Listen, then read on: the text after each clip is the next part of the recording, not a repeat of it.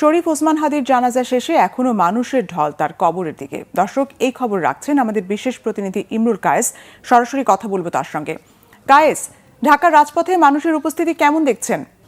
ধন্যবাদ নাদিরা। আসলে কি বলবো, আমরা এই দেখছি যে শরীফ ওসমান হাদির জানাজার নামাজ 2:30টার সময় শেষ হয়েছে, কিন্তু আমরা দেখতে পাচ্ছি যে মানুষের ঢল এখন আমরা দেখতে পাচ্ছি যে মানিক মিয়া এভিনিউ থেকে, সংসদ প্লাজা থেকে যারা জানাজার নামাজ পড়েছেন তারা পায়ে হেঁটে ফার্মগেট হয়ে, কারণ বাজার হয়ে, বাংলা মোটর হয়ে তারা ঢাকা বিশ্ববিদ্যালয়ের দিকে যাচ্ছেন। অর্থাৎ শহীদ ওসমান হাদিকে যেখানে দাফন করা হয়েছে সেই ঢাকা বিশ্ববিদ্যালয়ের কবি কাজী নজরুল ইসলামের সমাধির পাশে তাকে যে দাফন করা হয়েছে সেই জায়গাটিতে যাচ্ছেন।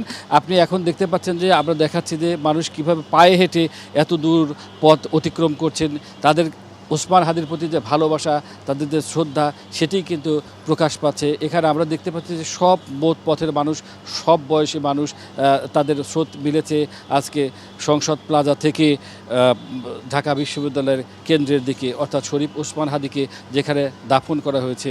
এবং এই মানুষগুলোর মধ্যে অনেকেই আছেন শুধু কিন্তু নগরবাসী নয়, শুধু ঢাকাবাসী নয়, দেশের বিভিন্ন প্রান্ত থেকে, বিভিন্ন জায়গা থেকে যে মানুষ এসেছেন এই শরীফ ওসমান হাদির যে জানাজায় এসেছিলেন, তারাই কিন্তু এখন ঢাকা বিশ্ববিদ্যালয়ের দিকে যাচ্ছেন এবং কবরের দোয়া করার জন্য, তার কবরের পাশে যাওয়ার জন্য তারা পায়ে হেঁটে হেঁটে যাচ্ছেন। তো নাদিরা, এই ছিল মোটামুটি রাস্তার অবস্থা। কায়েস, আপনাকে ধন্যবাদ। দর্শক, বিশেষ প্রতিনিধি ইমরুল কায়েস এতক্ষণ যুক্ত ছিলেন।